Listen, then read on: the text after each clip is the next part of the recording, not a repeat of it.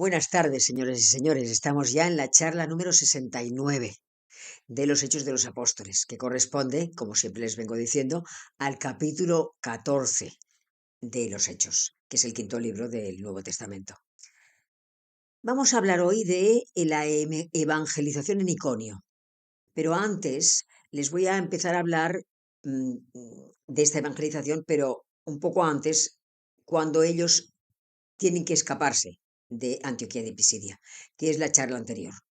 Voy a unir las dos charlas para que así ustedes, como hace unos 15 días más o menos que no damos clase, pues puedan ustedes, les sea más fácil la comprensión del texto de hoy. Lo último que habíamos dado era el capítulo 13, versículo 50, y lo voy a leer para que se den cuenta. Dice, los judíos incitaron a mujeres piadosas y de la nobleza y a los principales de la ciudad. Promovieron una persecución contra Pablo y Bernabé y les echaron de su territorio. Cuando hablamos de estas mujeres piadosas y de la nobleza, ¿esto qué quiere decir, no? Bueno, les dije que era algo, digamos que eran unas personas que eran de una posición social distinguida, familiarizados y afiliados, digamos, a los judíos o al judaísmo, mejor dicho, y que, digamos, tenían influencia con los magistrados. De tal manera que los convencieron para que Pablo y Bernabé fuesen sacados de la ciudad mediante un tumulto popular. Entonces, cuando ellos ya definitivamente salen de Antioquía, se van a encontrar con la posibilidad de que pueden irse hacia Occidente o hacia Oriente, hacia el oeste o hacia el este, y deciden irse hacia el este, porque se van a Iconio, es decir, Iconio es una ciudad que está a 150 kilómetros de allí. Y para llegar era complicado, es decir, Iconio estaba, digamos, tenían que pasar una llanura salina, luego tenían que pasar un pantano que era difícil pasar, y luego además estaban al borde de un lago que era poco profundo. Pero los iconios, la gente que vivía en Iconio, estaban muy orgullosos de su ciudad, muy orgullosos. O sea, tenían a su lado, relativamente, pero a 150 kilómetros, a Antioquía de Pisidia, que era una ciudad comercial e importante. Pero ellos estaban convencidos de que, a ver, lo que hacían era tejeduría de lana, ellos tejían la lana. Entonces, como ahora.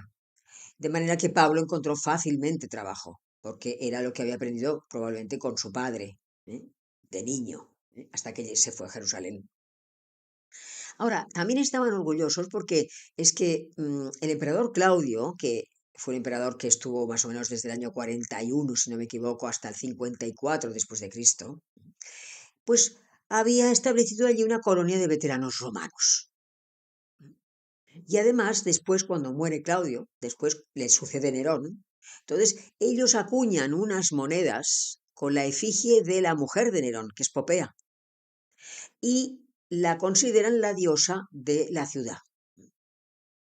Entonces, cuando Pablo y Bernabé llegan a Iconio, lo que se van a encontrar, el tipo de gente con el cual se van a enfrentar para hablar de nuestro Señor Jesucristo, es un grupo de judíos reducido, una colonia de judíos reducida, pero muy ferviente, unos, como he dicho antes, funcionarios y veteranos romanos, y unos gálatas helenizados. Cuando hablo de gálatas helenizados me refiero a gente que vivía, oriundos de allí, que vivían en la provincia de lo que entonces era Galacia, y que era una provincia romana, pero que antes habían sido colonizados por los griegos. Antes de los romanos habían venido los griegos y habían, digamos, pasado por toda esa influencia griega en cuanto a cultura y en cuanto a religión. Eso estaba situado en el Asia Menor y es la actual Turquía. Entonces, voy a empezar a leerles lo que toca hoy y me pararé poco a poco para ir desmenuzando el fragmento que toque. Empezamos, capítulo 14, versículo 1 y 2. Dice, en Iconio entraron como de costumbre en la sinagoga de los judíos y hablaron de tal manera que gran multitud de judíos y griegos abrazaron la fe. Pero los judíos no habían creído. Excitaron entonces y envenenaron los ánimos de los gentiles contra los hermanos. Los hermanos ya saben que son los cristianos. A ver, antes de continuar, yo explicaré la semana que viene mm, la- las razones por las cuales fue relativamente fácil que los paganos o gentiles se convirtieran al cristianismo. Pero antes tengan ideas claras con respecto a lo que les voy a decir. Los paganos estaban muy atraídos por los judíos, especialmente por el monoteísmo judío. O sea, les llamaba muchísimo la atención el hecho de que creyesen en un solo Dios. Y luego también porque tenían una gran ética, o sea, por los principios que tenían los judíos, que era cierto. O sea, ellos seguían a rajatabla la ley de Moisés. Entonces, eso les llamaba mucho la atención porque ya verán la semana que viene el tipo de religión que tenían y cómo eran los principios que tenían. Ahora piensen una cosa. Para Pablo, esto debió ser muy difícil, porque eh, él era el apóstol de los gentiles. O sea, había tenido un llamamiento divino, no un mandato divino, un llamamiento divino a ser el apóstol de los gentiles, cuando tuvo la conversión. Y dijo que sí, de manera que él estaba destinado a, digamos, evangelizar paganos. Pero él culturalmente era judío. Él se sentía judío.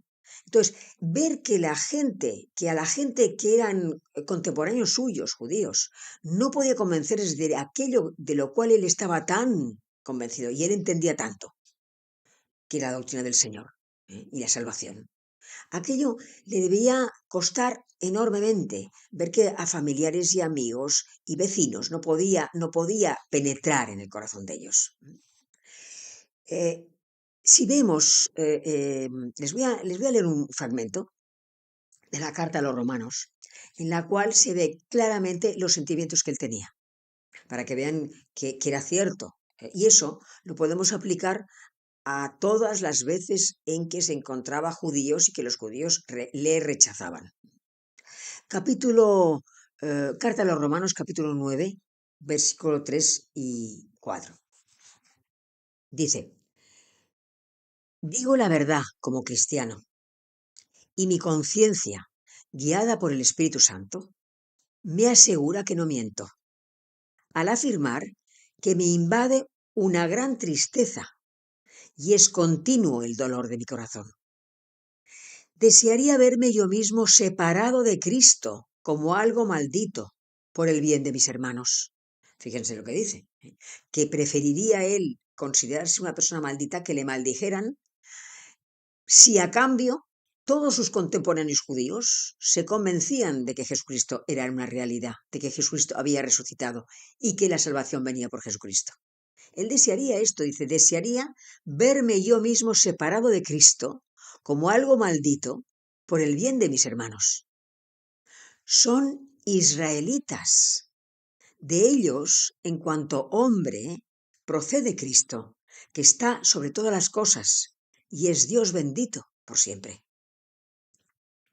Pero no lo consiguió. Y supongo que con el tiempo pues, se tuvo que tuvo que aceptar el hecho en sí, de tantas y tantas veces con que se encontró con lo mismo. Entonces, bueno, como han visto, la experiencia que tuvieron en Iconio fue muy parecida a la de Antioquía de Pisidia. Bueno, estuvieron más tiempo, debieron estar más o menos entre 1 y 2 años, pero después les volvieron a perseguir y tuvieron que cruzar la frontera de Licaonia y se fueron a Derbe y Listra. Ahora, les voy a leer la carta de San Pablo a los tesalonicenses, el capítulo 2, versículo 15 y 16, para que vean ustedes qué es lo que pensaba Pablo con respecto a estos judíos que constantemente se le oponían. Esta carta a los tesalonicenses la escribe Pablo desde Corinto, en el año 51. Se la escribe a la gente que había convertido ya en Tesalónica. Convirtió a la gente esta en el segundo viaje, estamos en el primer viaje todavía. Pero bueno, este fragmento me sirve también para que ustedes entiendan lo mismo que antes les he leído, pues la actitud de los judíos y que se puede aplicar a las distintas veces que vamos a encontrar judíos y que van a rechazar al Señor. Pablo dice a los tesalonicenses en la primera carta, capítulo 2, dice, estos judíos que nos persiguen a nosotros desagradan a Dios y son enemigos de todos los hombres, por cuanto tratan de impedir que proclamemos el Evangelio a los paganos a fin de que se salven. O sea, lo mismo otra vez, los judíos no querían que la gente, no querían que ellos, no aceptaban a Jesucristo, pero tampoco querían que otras personas aceptasen a Jesucristo. Es lo mismo entonces que ahora. Ahora nos siguen poniendo trabas con respecto a hablar abiertamente de Jesucristo. Y muchas veces, ya lo iré diciendo más tarde, pues van a decir pues, que somos tontos o que no entendemos las cosas o que por qué hablar tanto de esto, etcétera, etcétera. Pero en ese momento, exactamente como ahora, lo que ocurría realmente, poniéndonos en aquel momento, es que no hacían y tampoco dejaban hacer. O sea, no se convertían ellos, pero tampoco dejaban que otras personas se convirtiesen. Por lo menos aquello era libre. O sea, se predicaba a Jesucristo, pero con toda libertad. Es decir, si después de haberlo oído el pagano no quería convertirse, no se convertía. Lo mismo que ahora, hay libertad. Pero claro, la fe entra por el oído, lo que les digo siempre. La fe entra por el oído. Tiene que haber alguien que hable de Jesucristo. Si nadie habla de Jesucristo, ¿cómo la gente se va a enterar? De Jesucristo y de toda la doctrina del Señor. A ver, en esencia, la rabia que tenían los judíos hacia Pablo y Bernabé no era tanto la oratoria de Pablo, que hablaba perfectamente, hablaba estupendamente y era una persona muy inteligente y culta, ¿no? Sino que lo que Pablo decía, lo que explicaba, era que la gente se podía salvar creyendo en Jesucristo, sin necesidad de observar la ley de Moisés. Eso era el tema. O sea, eh, eh, la, los judíos negaban que la salvación podía alcanzarse gracias a creer en Jesucristo, sin observar la ley de Moisés. Bueno, entonces, continuando en el texto, dice el versículo 3 dice, con todo, a pesar de estas cosas que excitaban y envenenaron la vida de los gentiles y contra los hermanos, que eran los cristianos, dice, con todo, se detuvieron allí bastante tiempo, hablando con valentía. El Señor daba testimonio de la predicación, concediéndoles obrar por su mano signos y prodigios. O sea, dice que permanecieron bastante tiempo, ya les he dicho, pues eso, entre 1, máximo 2 años, y podemos estar pues aproximadamente en el año 46 después de Cristo. Pues estamos sí, pues si el Señor muere en el año 33, pues 13 años más tarde o 14 años más tarde de la muerte del Señor. Y cuando dice que predicaban con valentía, se refiere no solamente al coraje con que ellos se manifestaban cuando hablaban de Jesucristo, sino también a la hondura, a la profundidad de la predicación. Y cuando hablamos de signos y prodigios, claro, recuerden que en el Evangelio de San Juan, en el capítulo 14, versículo 12, el Señor hace énfasis en lo que les voy a leer. Dice, en verdad os digo, que el que cree en mí hará él también las obras que yo hago y las hará mayores. O sea, cuando el Señor predicaba en la época, 16 años antes, más o menos, ¿no? A ver, él predicaba pues antes o después de la predicación que hacía, y hacía milagros. Y estos milagros eran obra del Padre.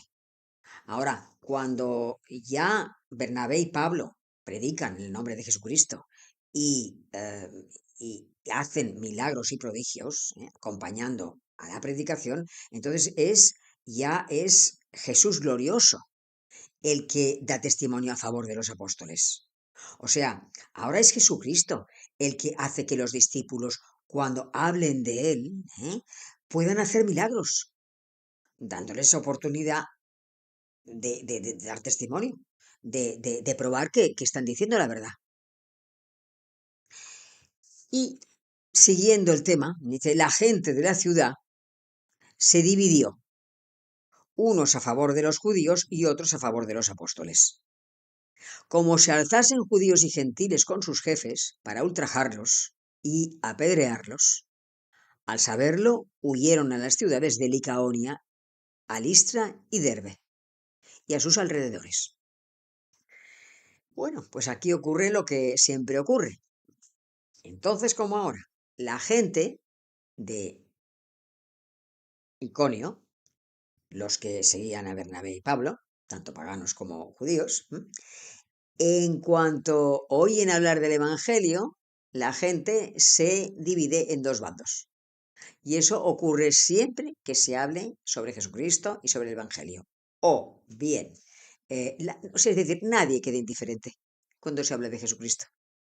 O bien se acepta, o bien se niega, e incluso se llega a combatir.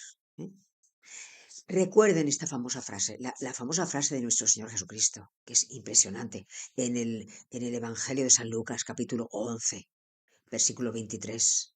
Se lo voy a leer. Dice, el que no está conmigo, está contra mí. El que no recoge conmigo, desparrama. Fíjense lo que dice, ¿eh? El que no está conmigo, está contra mí. O sea, aquí no valen el decir, pues si no lo creo a veces, o yo soy agnóstico, o miren, yo creo sin la resurrección. La verdad es que yo la resurrección no me creo, la resurrección creo en Jesucristo, pero bueno, la resurrección, y luego hay muchas cosas que tampoco creo, y la iglesia dice una serie de cosas. Yo la verdad es que estoy en un momento en que no eres de Jesucristo. Allí no hay medias tintas. Es el que no está conmigo, está contra mí. Es decir, si tú no estás en la luz, estás en las tinieblas. Entonces pasa una cosa, si estás en las tinieblas, te es muy difícil entender lo que está bien y lo que está mal. Te lías, se embarulla todo. Yo tengo un amigo, precisamente, que el otro día hablábamos y él me preguntaba que por qué, o sea, por qué era mala la pornografía, me decía. Entonces yo intentaba explicárselo con mis propias palabras, intentaba explicarle que era algo que no era bueno para el hombre. Pero yo veía que él, claro, él me decía, sí, sí, sí, sí. O sea, lo entendía con la inteligencia, con la cabeza, pero no llegaba al corazón. O sea, él está realmente muy perdido, está muy perplejo con respecto a muchas cosas, y no necesariamente de la religión, ¿no? Pero me hizo esta pregunta y se la contesté. Entonces, que sepan eso, que sepan que estás en la luz o en las tinieblas, y que si estás en las tinieblas, a medida que estás en tinieblas, cada vez vas a estar más es la bajada, mayor es la bajada. Entonces, más difícil es el ver la diferencia entre lo que está bien y lo que está mal. Acaba haciendo todo natural, parece lógico, es lo que dicen, es la dictadura del relativismo, es decir, todo es relativo, mi verdad no es la verdad del otro, yo tengo mi verdad y el otro tiene su verdad, la verdad es una. Entonces, hablando de lo mismo, claro, aquí empieza la cosa a ponerse mal, porque resulta que no solamente son los judíos los que quieren quieren que se vayan de Iconio, sino que son judíos y gentiles juntos, judíos y paganos, paganos que no habían abrazado la fe.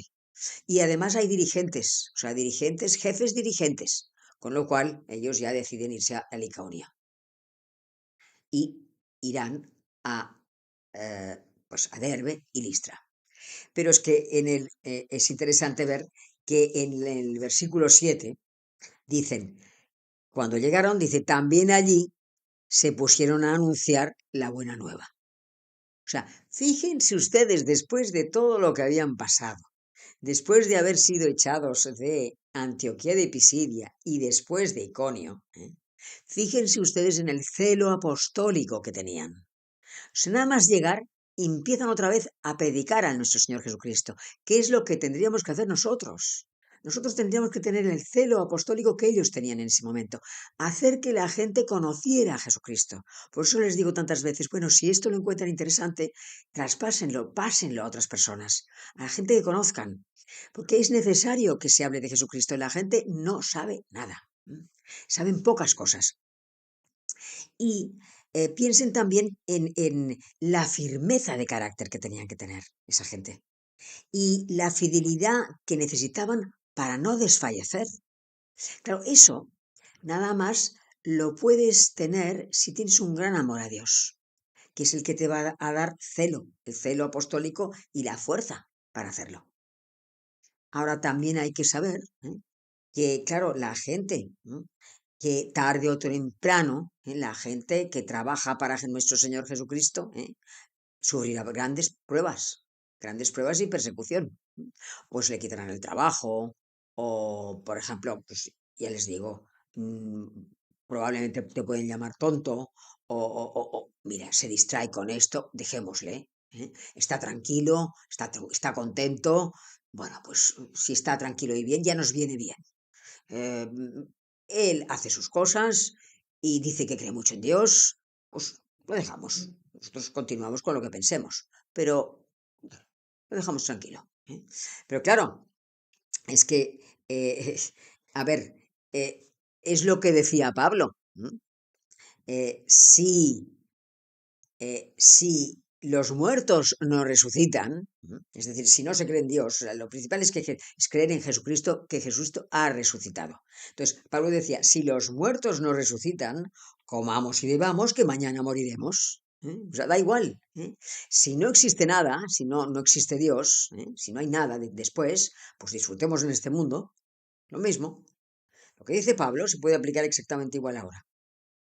Entonces, para acabar, sí que les voy a leer la epístola, la carta de San Pablo, la epístola o carta de San Pablo a Timoteo, la segunda, en el capítulo 3, versículo del 10 al 12, porque viene bien para lo que estamos hablando ahora. Tienen que saber que Timoteo, discípulo de Pablo, era también de Listra. Entonces, él habla a Timoteo y le dice, tú, hablando a Timoteo, dice, tú me has seguido asiduamente en mis enseñanzas, conducta, planes, fe, paciencia, caridad, constancia, en mis persecuciones y sufrimientos como los que soporté en Antioquía de Pisidia, en Iconio, en Listra. ¿Qué persecuciones hube de sufrir? Y de todas me libró el Señor. Y todos los que quieran vivir piadosamente en Cristo Jesús sufrirán persecuciones. Como ven, es lo que les he explicado antes. Pues lo dejamos aquí. Y la próxima vez pues les explicaré pues que ni más ni menos Pablo cura a un tullido en Listra. Vamos a rezar para acabar. En el nombre del Padre, del Hijo y del Espíritu Santo. Amén. Padre nuestro que estás en el cielo, santificado sea tu nombre. Venga a nosotros tu reino. Hágase tu voluntad, en la tierra como en el cielo. El pan nuestro de cada día, danoslo hoy. Perdona nuestras ofensas, como también nosotros perdonamos a todos los que nos ofenden. No nos dejes caer en la tentación, y líbranos del mal. Amén.